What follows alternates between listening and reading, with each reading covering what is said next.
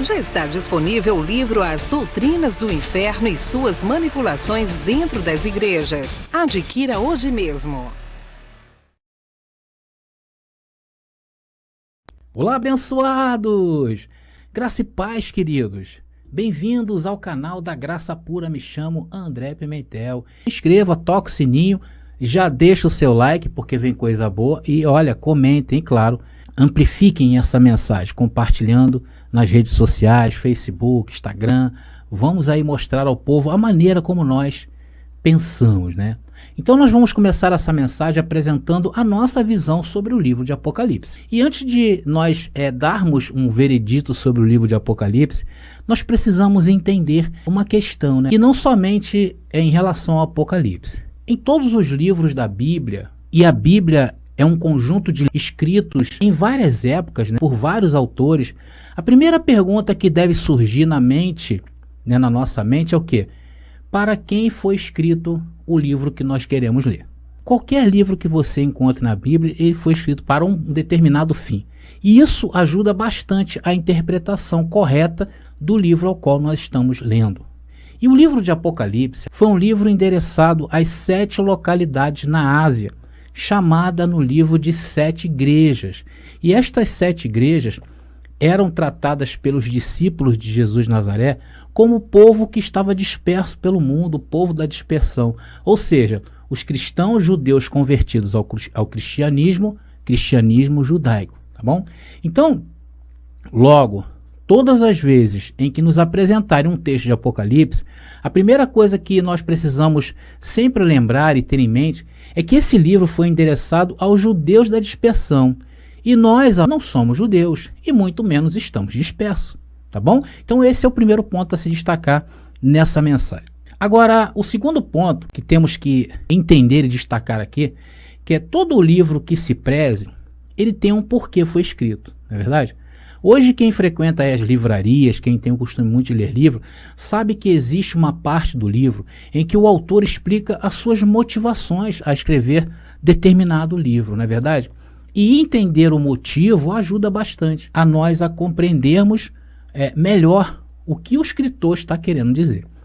Quanto ao livro que nós estamos vendo aqui, que é o livro de Apocalipse, nós precisamos saber quem o escreveu e os motivos pelo qual ele foi escrito. Quem escreveu foi João, quando ele estava preso na ilha de Patmos. E os motivos pelos quais ele escreveu esse livro está aqui, ó, Apocalipse capítulo 1, versículo 1, que nos dá uma ideia. Por que João escreveu esse livro? Vamos lá. Revelação de Jesus Cristo, a qual Deus lhe deu para mostrar aos seus servos as coisas que brevemente deve acontecer, e pelo seu anjo as enviou e as notificou a João, seu servo. Então, veja o que João disse, né? Que ele recebeu esse livro, foi de uma revelação, e que as coisas ditas neste livro iriam acontecer, mas ele deixa bem claro, brevemente. Uma coisa breve, né? Não daria aí para passar muitos e muitos anos, como passou mais de 2 milênios aí na Terra, em que esse livro, muitos do sistema, como eu li, ainda esperam que esse livro vai acontecer. Esse brevemente, para 97%, né, dos que se dizem cristão, principalmente os que estão sistematizados, nunca chegará, nem acontecerá, amados. Por quê? Porque eles ou elas já aconteceram. Então, nós já temos bastante base, informações, para dizer que esse livro foi escrito por João enquanto estava preso lá na ilha de Patmos e veio através de uma revelação endereçada aos judeus da dispersão, né, em locais da Ásia, sobre coisas que iriam acontecer. E ele deixa bem claro, brevemente. E que o sistema religioso transformou este brevemente em eternamente. Fonte de renda. Olha, e Pedro disse isso aqui de forma bastante interessante lá na sua carta. Segunda carta de Pedro, capítulo 3, versículo 8, que diz: Mas, amados, não ignoreis, não sejam ignorantes. Uma coisa que um dia para o Senhor é como 1000 anos, e 1000 anos como um dia. Então, Pedro está mostrando como são as coisas para Deus. Pedro estava falando aí para os judeus que estavam aguardando este grande dia, o dia do Senhor voltar. E ele disse que para o Senhor, um dia como 1000, uma palavra também, de um sentido de uma figura de linguagem também. Tá? E o que fez os ignorantes com isso? Continuam ignorantes até os dias de hoje, porque eles aguardam a vinda e a chegada do Messias, da segunda volta de Jesus. Então, as profecias contidas neste livro, para nós, todas elas se cumpriram. E nós que recebemos o Evangelho do Reino, chamamos esse período da parousia de Jesus. Ali se deu a segunda vinda de Jesus, consumando todas as coisas. E como classificamos o livro de Apocalipse? É um livro de profecias cumpridas, tanto que hoje não existe mais as 7 igrejas da Ásia, a qual o livro foi endereçado. Elas acabaram, pelo menos as daquele período. Pode haver outras igrejas da Ásia, porém daquele período todas elas já se extinguiram. E que para entender esse livro devemos ter em mente o quê? Que ele é um livro quase todo constituído de uma linguagem de figura, ou linguagem figurada, ou figurativa, né? Portanto, sendo assim, podemos dizer que as partes deste livro, principalmente quando se refere aos seres nele expressado, tem cada coisa aí, né? Vocês já leram o livro aí, tem coisas aí que dá até medo, não é verdade? Você vai ler ali a besta que saiu do mar, que tinha 10 chifres, dentro de 10 chifres tinha 10 mulheres, e vou por aí, vai, uma doideira total, né? Principalmente quando se refere a estes seres, temos que entender que está se tratando de uma linguagem de figura. E aí podemos também encaixar o milênio, que é o assunto principal desse nosso papo. Vamos a Apocalipse, capítulo 20, versículo 2, onde fala sobre o milênio.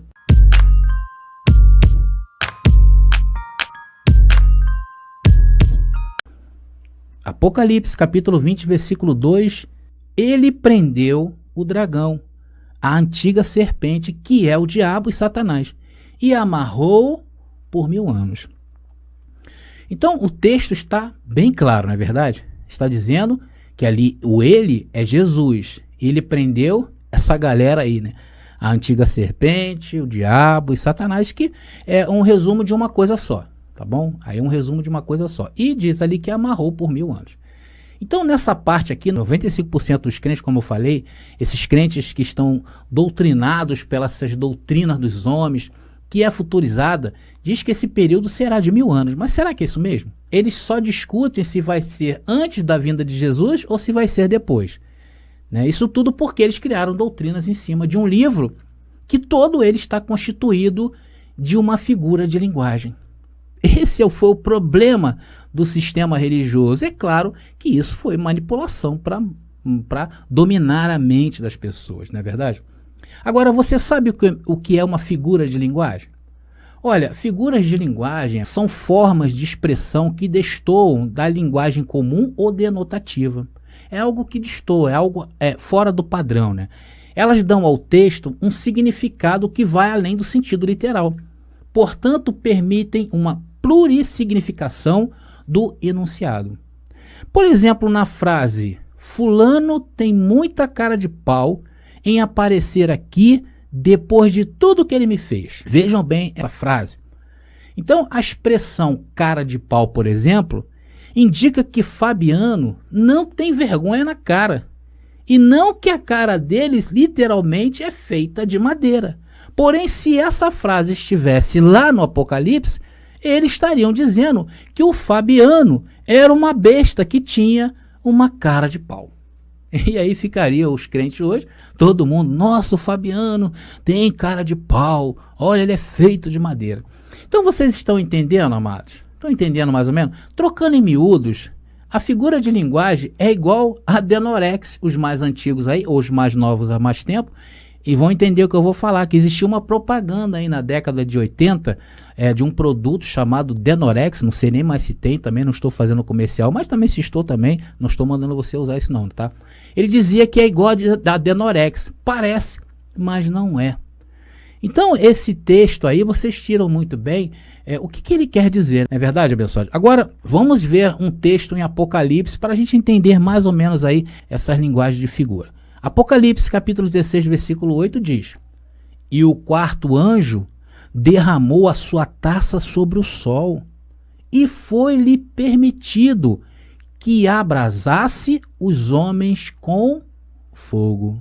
Olha que tremendo, imagina essa imagem, um anjo derramando uma taça sobre o sol, o contexto deve dizer o que é essa taça, né? E foi-lhe permitido que abrasasse os homens com fogo. Eu não posso entender essa frase, porque afinal isso aqui está misturando um ser que é um anjo, que derrama uma taça sobre o sol e diz que foi permitido que abrasasse aos homens com fogo, né? Então é uma frase quase que inteligível. Não existe como entender essa frase sem recorrer ao quê? Ao contexto. Tanto que eu nem vi o contexto do que se tinha dentro dessa taça que o anjo jogou sobre o sol. É uma frase inteligível. Nós precisamos recorrer ao quê? Ao contexto. E o problema de se recorrer ao contexto de Apocalipse, porque o Apocalipse, o contexto dele é feito de frases iguais a esta, tornando o livro de Apocalipse um livro confuso de se entender. Vocês notam que nenhuma denominação, nenhuma facção do sistema religioso, eles não conseguem chegar a um denominador comum. Eles não se entendem. Se você pegar esse texto exclusivamente aí e apresentar para os batistas, eles vão informar que isso aqui é uma coisa. Apresenta para os presbiterianos, eles já têm outra visão. Porque é um livro de confusão. Como entender um verso sequer se você não tem contexto? Porque todo o contexto de Apocalipse é figura de linguagem. E aí eles vão em Daniel, vão em Gênesis, vão em Isaías, vão em Jeremias, vão em Jesus ali, até acham uma coerência, porque há uma certa coerência, mas começa a embolar o meio de campo. Você está entendendo? O fato para nós que esse livro se cumpriu. Portanto, entender o que estes versos quer dizer se torna um pouco mais claro, porque você entende o quê? Esse livro se cumpriu. Então, esse é o entendimento que nós devemos ter acerca de Apocalipse.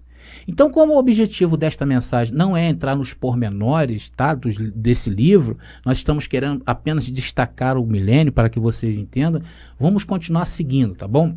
A Bíblia, amados, é um livro que nós não podemos encará-lo ele de forma literal. Não podemos pegar e dizer que aquilo ali que está escrito é o que quer dizer. Não podemos fazer isso. Tudo que está escrito é de fato, assim como está escrito. Mas nós temos o quê? Que saber discernir estas coisas. E não é fácil fazer isto quando estávamos no sistema. Se tornou tudo mais difícil no sistema. Mas hoje Deus tirou-nos do sistema para entender. Porque o problema está na mente de muitas pessoas que foram doutrinadas. Muitos que hoje estão em graça ainda sentem essa dificuldade para entender certas questões da revelação do Evangelho do Reino.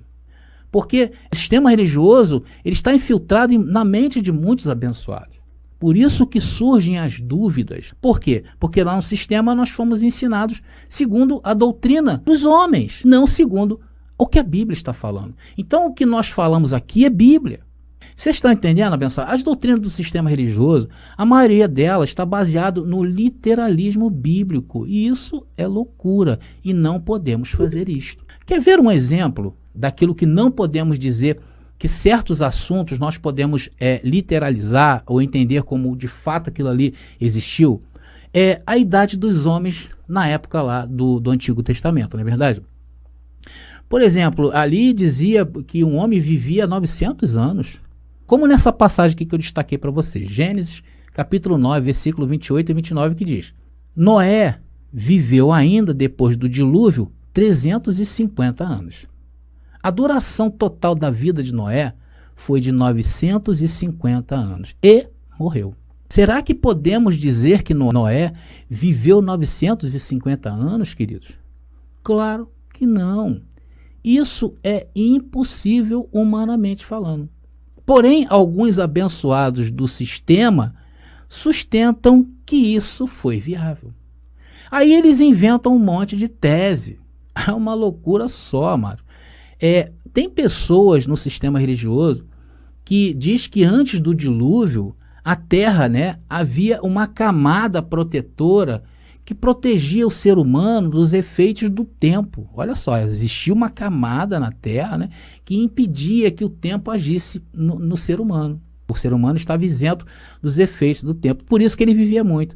E depois que aconteceu o dilúvio, essa camada foi desfeita. E por aí vai, né? E aí, hoje em dia, nós chegamos, o homem vive no máximo aí que nós vemos, 90, e quando chega a 100, amados, é só graça. Então, essas teorias são as que aparecem. Não devemos apenas aceitar isto como uma verdade, literalmente falando. Não devemos aceitar que um homem vivia 950 anos. É aí que se torna fácil o entendimento quando se sai fora da redoma do sistema religioso. Foi por isso que Deus te chamou. Deus te chamou para pensar fora da redoma, para em ti projetar pensamentos espirituais. É por isso que você se identifica com teu pai. O que muitos estudiosos dizem, né, para explicar isso aí que está escrito, né, os 950 anos de Noé, é que o homem naquele período não tinha muita noção do tempo. É uma das explicações plausíveis, tá? E aceitáveis até mesmo por nós. O homem não tinha muita noção do tempo como nós temos hoje. E queriam dizer que as pessoas tinham longevidade de vida. E há outros que dizem que isso era uma figura de linguagem, que isso pode ser simplesmente uma técnica literária usada para afirmar a idade notável da própria raça humana. Então essas duas formas são as mais plausíveis que eu acho, tá bom? A Bíblia, ela é cheia destas figuras de linguagem, vocês estão entendendo? Por isso que nós não devemos entender a Bíblia literalmente, temos que analisar, temos que entender o contexto. É isso que eu estou trazendo para você. Aí você me pergunta, André, e quanto ao milênio? Vamos logo. Bom, amados, eu acho que pelo que tudo que nós vimos até agora, eu não precisaria nem já explicar o que são esses 1000 anos nessa parte aí de Apocalipse. Ela não pode ser encarada como 1000 anos, tá bom, amados? O entendimento mais coerente para nós do Evangelho do Reino é dizer que esse período de 1000 anos, né, quando a Bíblia expressa esses números inteiros, 10, né, 1000, ela quer dizer que são números excelentes. É um número excelente, ou um ponto a ser destacado. Então, quando João se expressa ali sobre esse 1000 anos, ele está dizendo que ali havia um período, um ponto a ser destacado. Estes 1000 anos, nós encontramos aí no texto que eu já li, né, de Apocalipse 20, versículo 2, que deve estar aparecendo aí para vocês. E se refere o quê? Ao período da morte e ressurreição de Cristo, até ali perto do ano 70, ou um pouquinho mais ali. Tá bom, amados?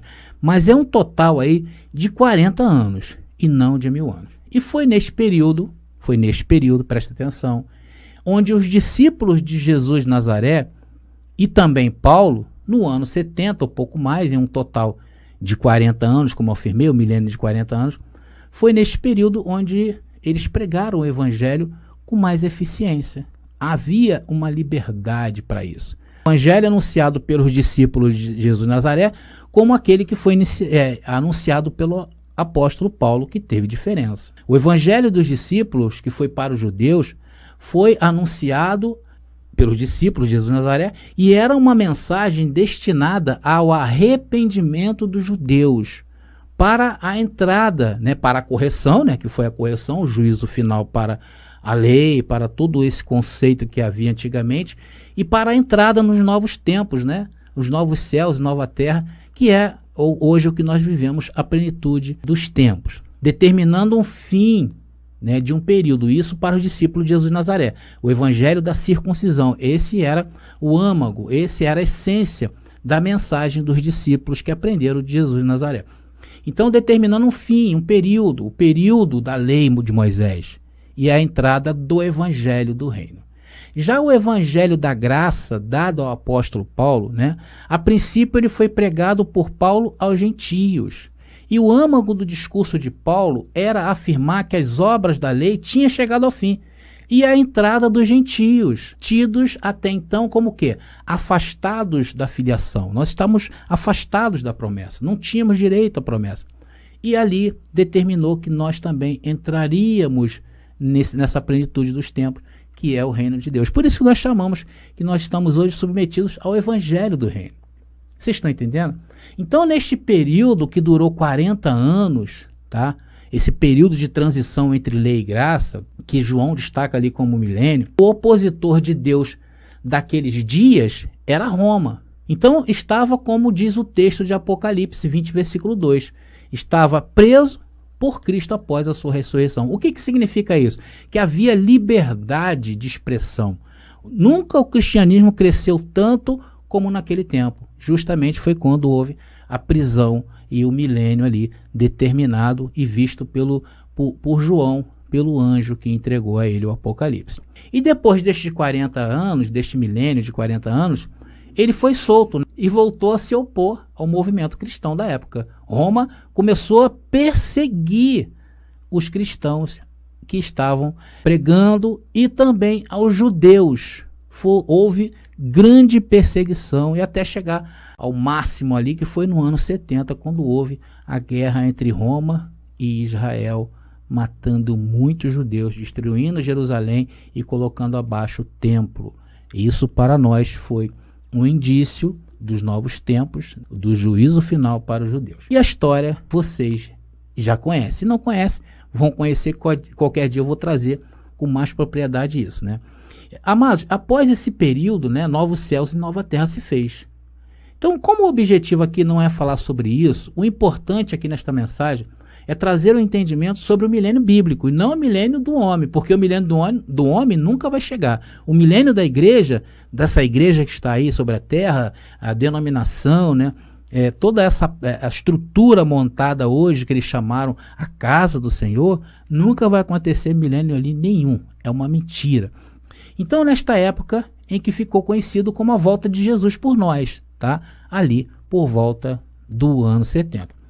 Por esta razão é que Pedro, para animar o pessoal, para que continuassem perseverando e acreditando na volta de Jesus, ele disse aqui, que eu citei lá no começo, 2 Pedro capítulo 3, versículo 8, que diz: mas amados, não ignoreis, não sejam ignorantes, não façam isso.